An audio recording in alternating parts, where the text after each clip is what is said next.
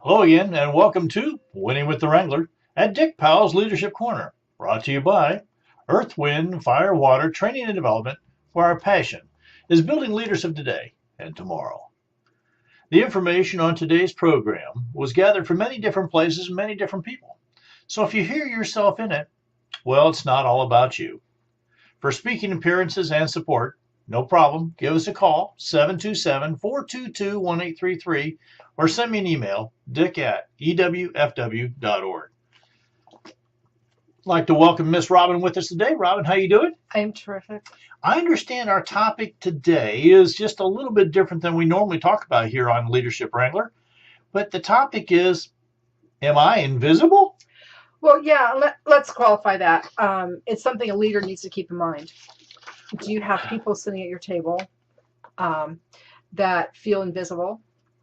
We've had instances, and they kind of come in groups, the invisibility thing, like when you're standing in line at a store, no one seems to see you, or you're sitting in a restaurant and no one seems to recognize that there's people at the booth that are waiting for dinner. They like to order.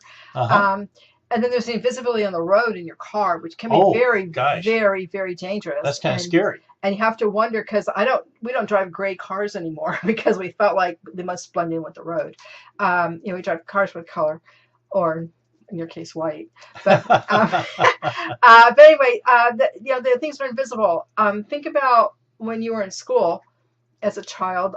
Invisibility was good. Maybe sometimes because you weren't getting in trouble for things that you may or may not have been doing or whatever. But for the most part, we need to pay attention to the people around us and acknowledge that they're there and they're part of the situation, whatever it is. Especially if you're a leader. Like I said, if you're the leader of a group with a board meeting or something like that, you need to make sure everyone gets recognized and can be included in part of this. And for instance, naturally something happened. And I'm in charge of this meeting, and there's it seems like the group is shrinking, and I'm not because we're getting rid of positions that we can't fill and aren't really necessarily ongoing, which is another whole problem, trust me, because pretty much if you can't fill those positions and things aren't being addressed, the group is going to dwindle and die anyway. And we are knowing this. But there's a woman there who finally at the end, and she was sitting, there was one empty chair between she and I, and she really had nothing to say through the whole meeting, and it went a little longer than usual. And I said something to her at the end, and she said, well, actually, I left my hearing aids at home. So not only was she invisible, you can see her, but she couldn't hear us. So maybe we were invisible too. I don't know. But keep those things in mind. And maybe I should acknowledge that at the beginning of the meeting instead of the end, and I will try to do better in the future. Okay.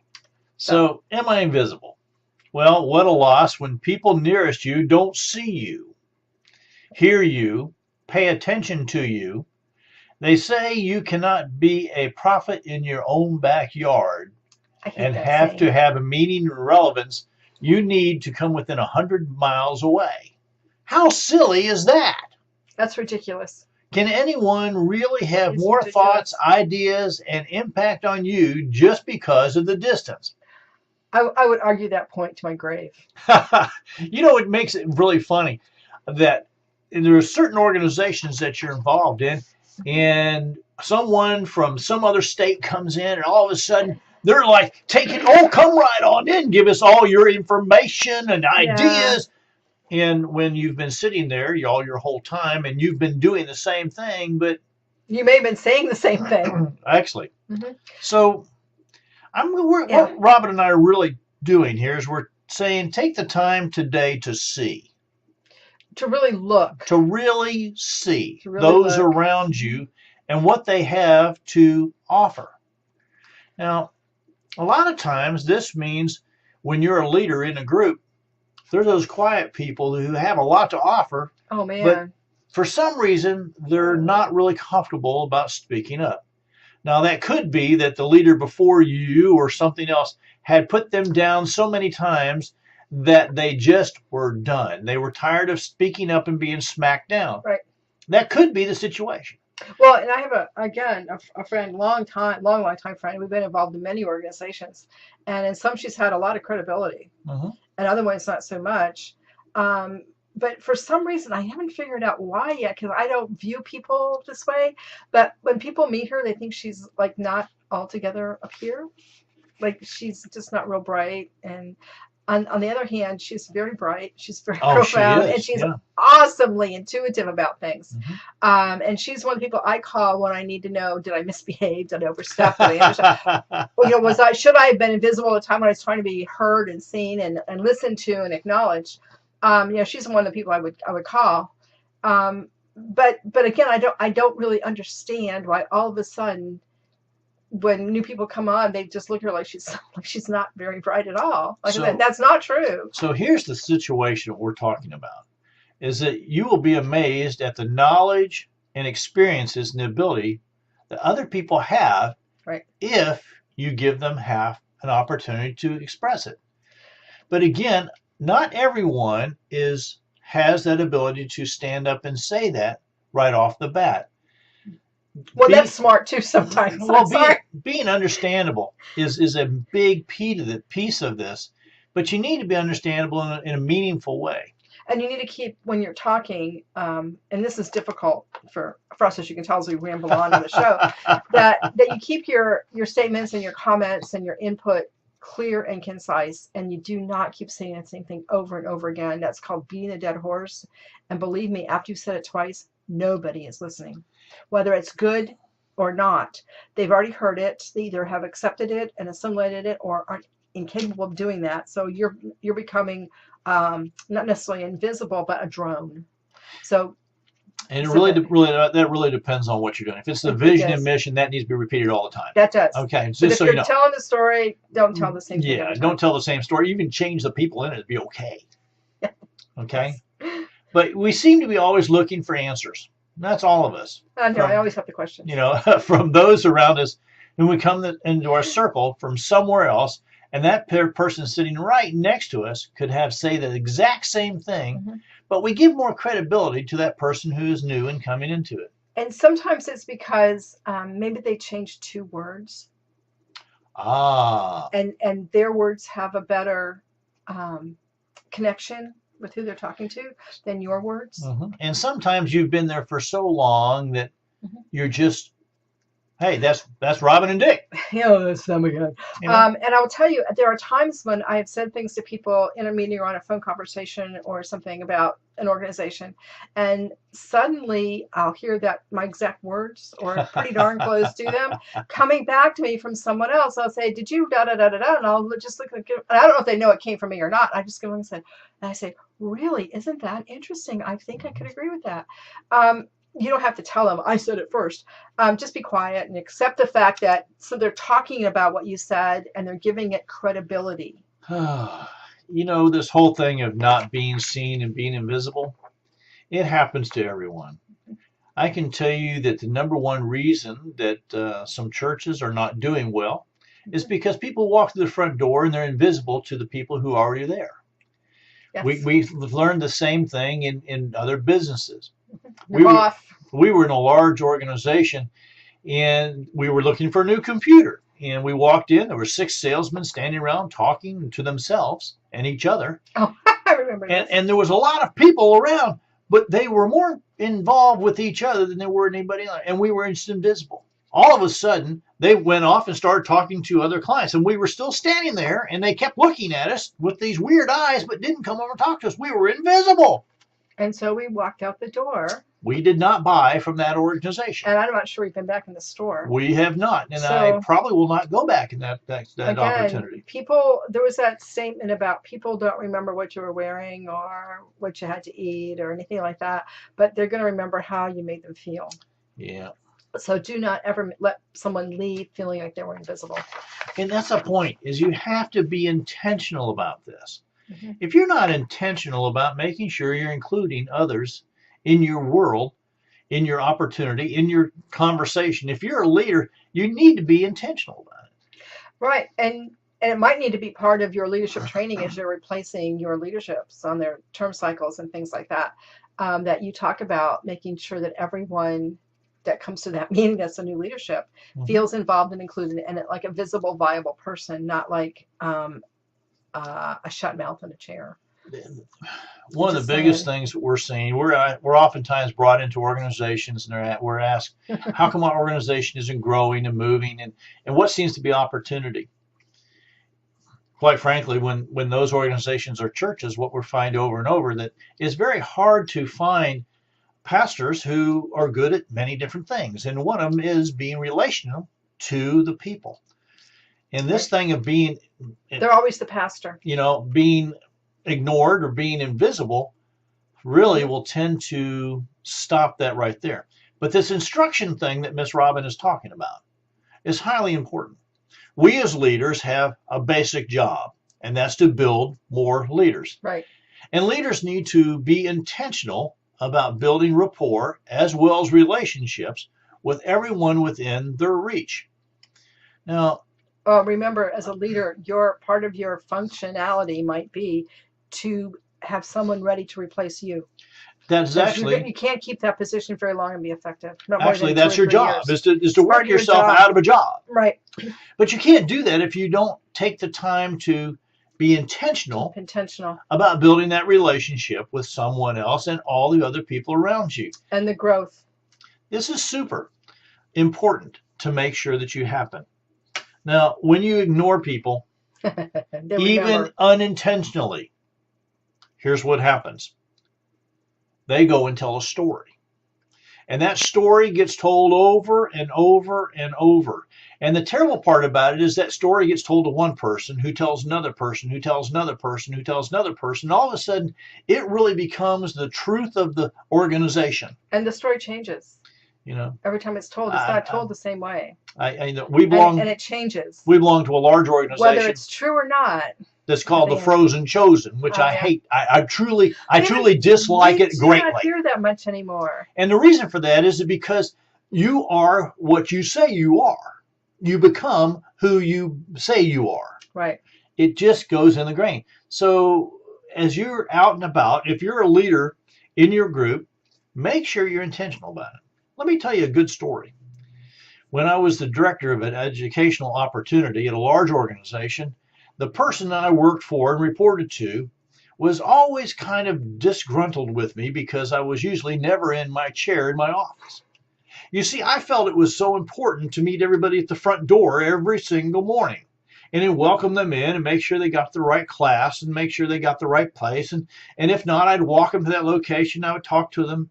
I felt that it was so important that I was that first person they were going to meet in this organization. I was going to be the one who set the tone for their whole career. Yeah. That's how I truly believed.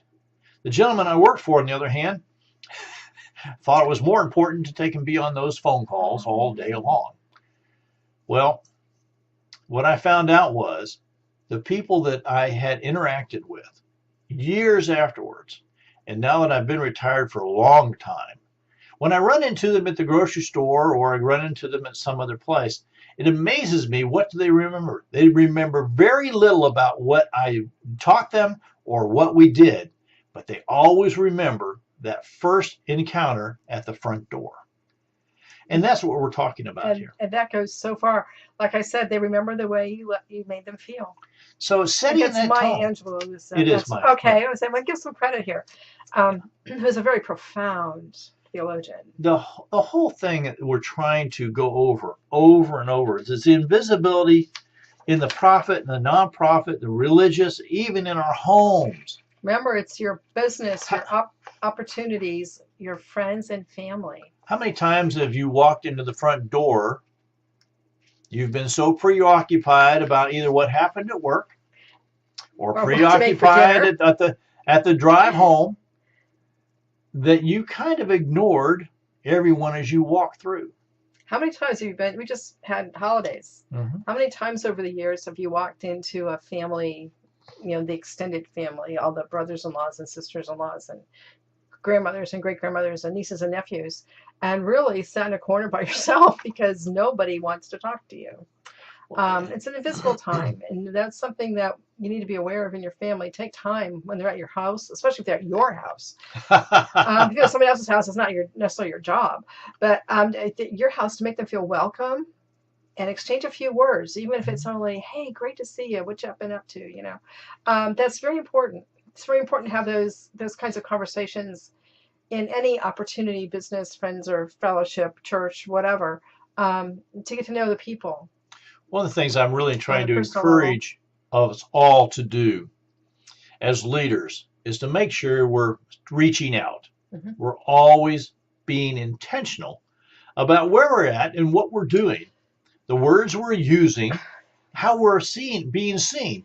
Now, sometimes that intentionality could be just a hi or a wave across the aisle or Right. something else, but it's an actual connection that says, hey, I see you. Right. I value you coming here. I Mhm. value you being here.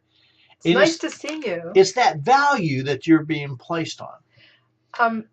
And also remember that if you see someone that you didn't have time to spend saying, gosh, it's really good to see you, I haven't seen you for a while, to make a point to say, I haven't seen you for a while. Why don't we step over in a corner and get me caught up on what's going on in your life? Or send them an email or text them or call them on the phone and say, it was so nice to see you at such and such the other day. I didn't see you in time to actually have a conversation. How are you?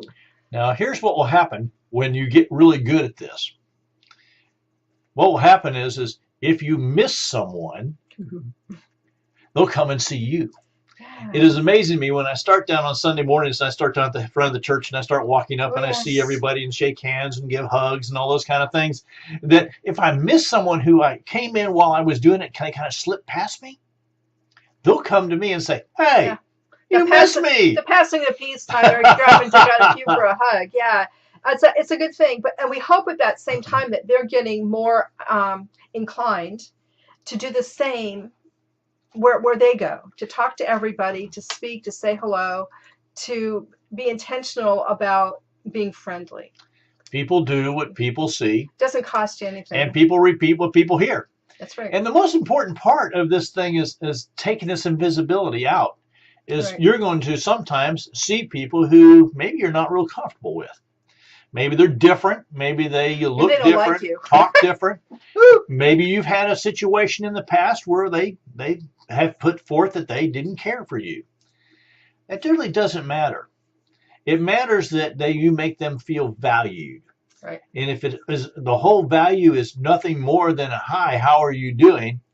Well, follow it up with something with some meat to it that really makes a difference. You see, if you've been intentional, you could oftentimes say, well, how is your son? How's he doing? Yeah. How is your daughter? Well, I understand that you bought a new dog. It could be any of those things that shows that you value the time enough to take interest, to have interest in them. Yeah, you want to take some personal interest. And that's always fun for me. I take little notes a lot of times on my cards with when I meet people, because I remember faces and I'm not real good with names. And that's a really, really good idea, especially if it's not someone you see very often. Right. I'm involved in organizations where I see people once every 3 years if I'm lucky. Mm-hmm. And then you have to remember their name if they don't have a name badge on. Hard. Boy, name badges are good. Name badges are awesome, especially if you can actually read the name on them. But and then remember where you know them from and maybe what's happened in between. I know I ran into a lady last summer that I hadn't seen for 3 years. And I knew she had moved somewhere in the past 4 or 5 years. She had moved, and I wish I'd thought to ask her when I saw her. I'm hugging her in the hall, and she was hugging me back, so it was okay. That I wish I'd asked her where she was actually living now, because I don't think I know that. Staying in touch. But it's nice to keep that touch going. And thank you so much when I get Facebook posts from people I met 5 or 6 or 8 years ago, and it's like, wow, the sisterhood is engaged. We are still touching, and you read her thing or comment like or whatever, and you find other people that you from the same experience, the same opportunity you were on, are doing. It's wonderful. It's just so like I said, it's the sisterhood. So why do you think? I'm going to ask Robin this. Okay, why do you think people sometimes intentionally really make you invisible? If it's people I know, it's because I think they don't want me to get started on something. And there's people that I know that treat me that way, that I know I got the body language and the vibes that they really don't want anything to do with me. I really do try to stay off their radar. It's just not worth my upset. And And that's a true thing. You know, there's people you meet and you think, whoa, they really don't like me. I need to kind of stay away. Now, see, And I'm you on need to. I'm on the other side. He would antagonize you that and other find out vibe, why. I'm going to go over and say, hey, I don't understand why you if don't I like me. I'm a lovable guy. I'm the person that if I have to say hello to somebody who I know doesn't like me, I don't want to get anything, you know, any nasty. I don't want to get physically looked down to and ignored because I don't even want to talk to me. I will say, hey, how you doing, and keep walking. That's my out. Mm-hmm. And whether that's right or wrong, I don't know. Well, so far it's working for me. So far, really, you have acknowledged them. I've acknowledged them. I have not. And the value there is this. Mm-hmm.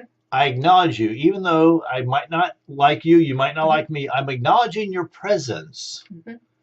And that in itself is a positive, by the way. It is. And sometimes as things go forward from that point, because you acknowledge them and you didn't really have to, maybe, you might find yourself encountering them at a time where they'll say something like, you know, I really didn't like you very much when I met you, but you're really a neat person, because someone else gave bad vibes and bad comments before they met you. And that's unfortunate.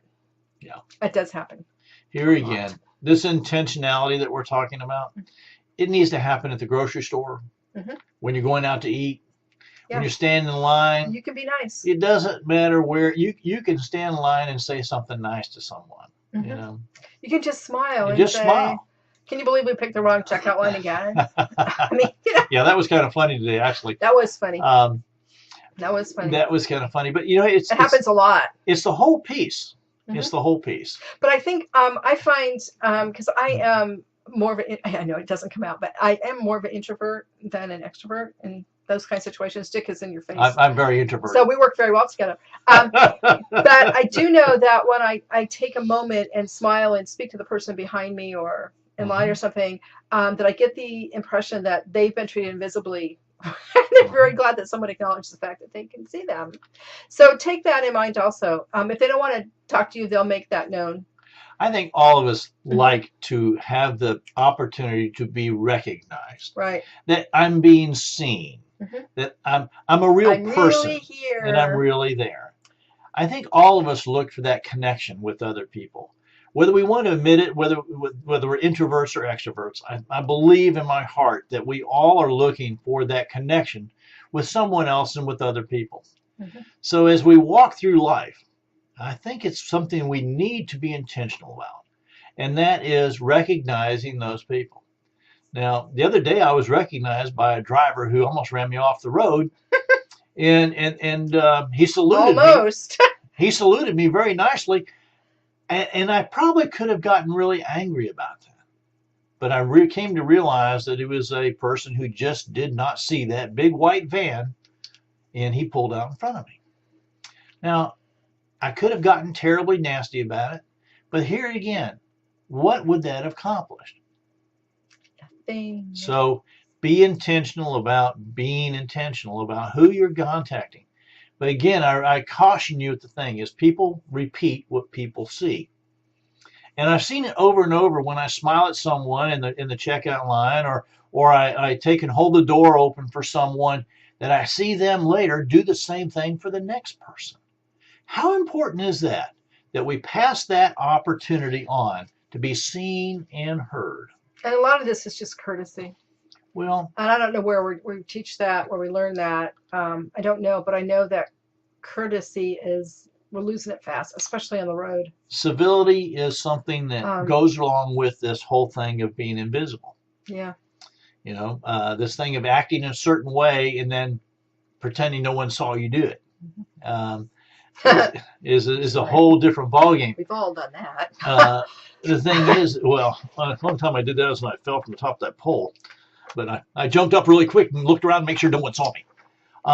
Then I went to the hospital. That's probably the dumbest thing to just jump up, but yeah. Then I went to the hospital. Just saying. But, you know, a wise man once told me, if you're not being seen and heard, you're not being seen and heard. Correct. Then he went on to say, he says, if you do not listen, you will miss what is heard, and you won't see what is right in front of you. Okay. The thing about that is this. I have met some really interesting people along the line. Many of those have been able to help me in my career and in my thought process. People who we've had discussions with about crazy things at really crazy times. The opportunity was there. I had an opportunity to make a choice. I could have remained silent and just stood there or sat there and never said a word and missed out on such a lively conversation to learn something new. What I would have lost in that opportunity. I've lost things when I've sat down next to someone in the hospital, or when I was getting my injections every week, who was in some kind of way a lot worse off than I was, who just needed someone to listen to them and be recognized that they were more than a number. They were more than someone just sitting in the next chair with an IV in their arm. You know, that's important, that we recognize and value the other person. How important is it that we go through life without ever recognizing those around us? Whether it's in our family or it's in our organization, it's at our church, no matter where it's at, recognizing that other people have a lot to give and a lot to share. And if we don't take advantage of that, it's our loss. So we're encouraging you here, if you're feeling invisible, maybe you need to say the first word. Or if you see someone who is being treated invisibly, maybe you need to start something. If you're a leader and you're in a large meeting and you notice someone just kind of sitting by the by-side, but it seems like they want to say something, want to engage, but no one really lets them because everyone's talking over top of them. Yeah. Stop the conversation and ask the question. What is it you want to say? We will all be quiet and listen. And as a leader, I've had to do that more than once. And it seems I'm having to do it more than more when we're in organizations nowadays. This thing of talking over one person over top of the other because you want to get your idea out there before they do is really not. Well, sometimes that's important. It's not respectful.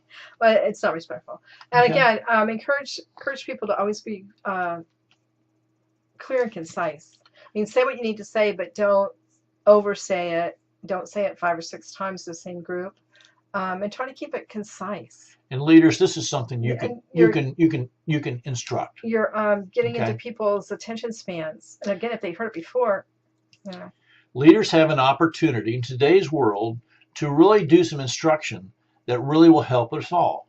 Clear and concise information giving and receiving is something that starts from that leader.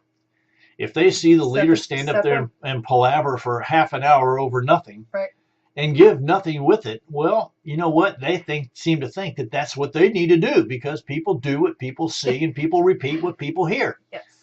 So, oh boy, be concise, be ready, but it's be hard. intentional. It's hard. If nothing else. Robin, how would you like to wrap this up tonight? Do you have a final thought? The final thought, I think I already did it. So, oh, here it is. Pay attention and be aware to all those around you. You might learn important thoughts, ideas, and solutions for yours, life, and others. Very good. You know, it's been a lot of fun to take and share with you today about being invisible. On behalf of myself, Dick Powell, and Robin Powell, we want to say thank you for being a part of today's program. Our hope is that you've received a nugget of wisdom and guidance that will help you build your leadership ability. Now, if you have any questions or comments, don't hesitate. Give us a phone call, 727-422-1833, 727-422-1833, or give me an email, dick@ewfw.org, and we'll get back to you just as fast as we can. When you're ready to take your leadership learning to another level, let us know because we have programs just waiting in the wings to be taught to you. The first one, of course, is how not to lose your bass in business. This is a way to have entrepreneurial guide and spirit of building a company, maintaining a company, and of course, making money with the company.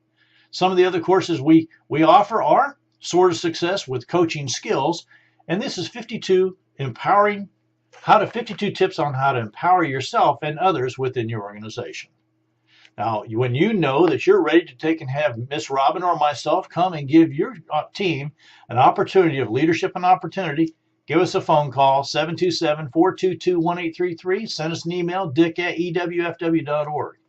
And until next time, this is Dick Powell and Robin Powell saying, ride hard, ride fast.